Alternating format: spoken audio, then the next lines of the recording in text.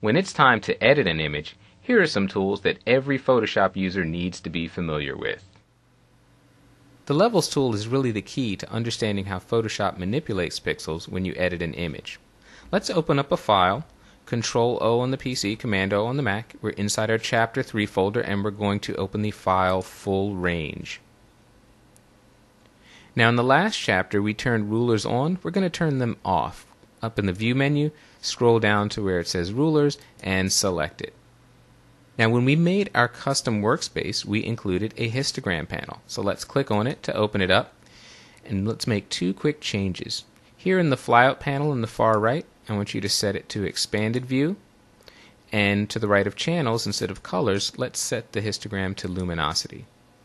Now the histogram is a graph that shows the distribution of pixels in your image based on one and one thing only: brightness. So it shows you how many pixels reside at a particular level of brightness.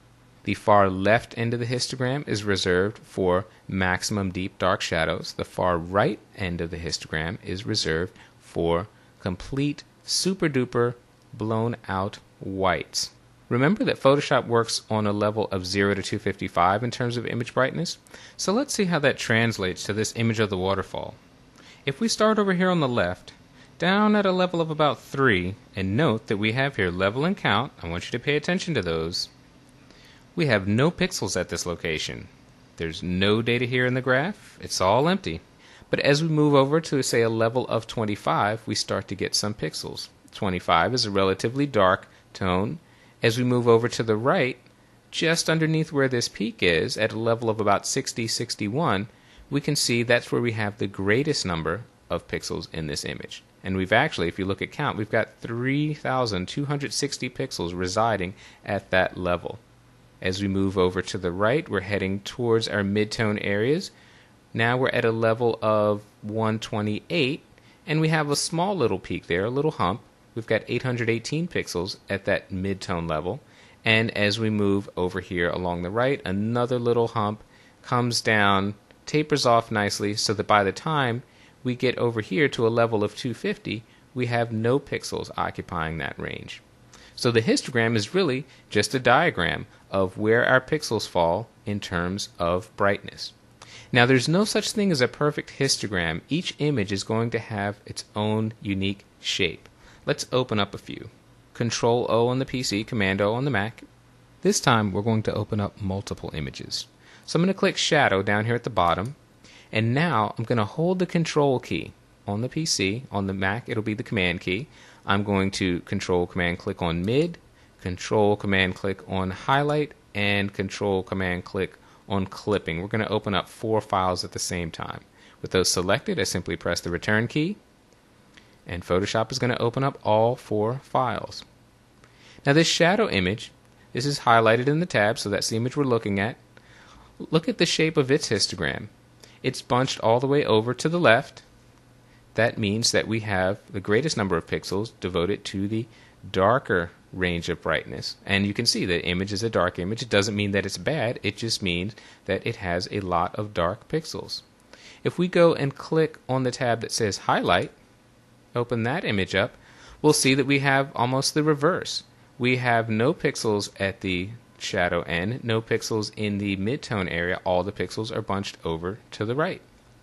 Let's take a look at a third image. Let's click on the tab called Mid.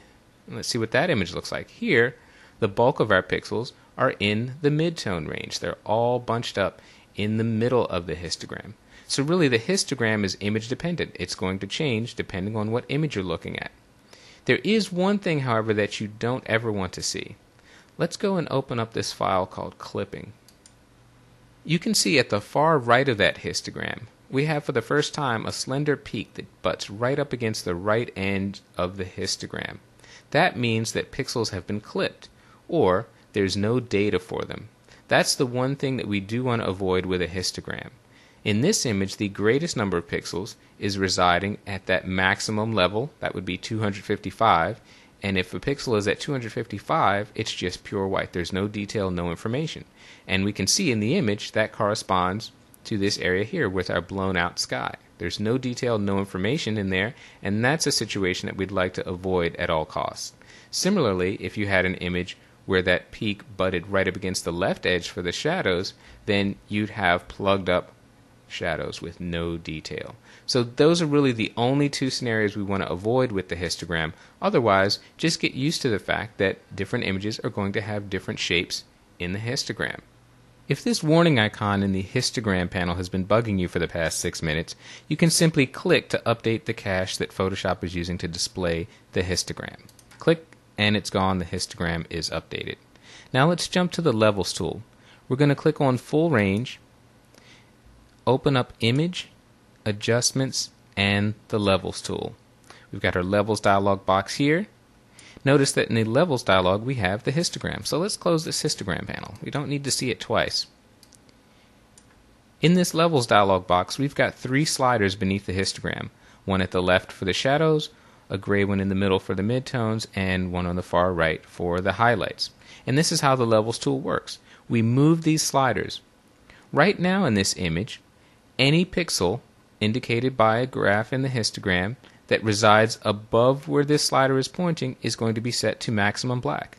So if I drag this over to the right, I have set all of these pixels directly above it to be maximum black. If these pixels above it are maximum black, any pixels that initially were residing to the left are also going to be maximum black. And let's move this out of the way so you can see what it does to the image.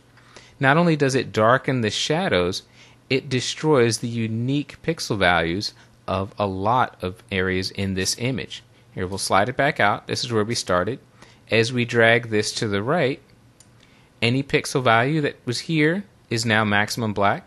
So before we had a distinction between pixels that were darker, pixels that were even darker. Now they have all been set to the same value. I'll slide this back out. Same thing will happen on the highlight end. If we click this highlight slider and drag it over to the left, now any pixels that are residing directly above this are set to maximum white, meaning any pixels that were brighter than that initially are also set to maximum white. So this is actually clipping colors and throwing away unique pixel information, setting them all, in this case, to maximum white.